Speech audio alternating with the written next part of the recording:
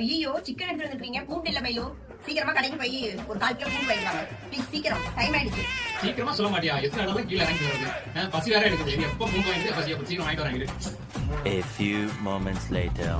என்னன்னா பூண்டு வந்து தங்கம் விலைக்கு விக்குது ஐயா. கார்த்தி இந்த பூண்டு. சீக்கிரம் சொல்லுங்க, எவ்வளவு நேரம் எங்கதான் ஊர் சுத்துவீங்களோ? சரி சரி சீக்கிரம் செய்.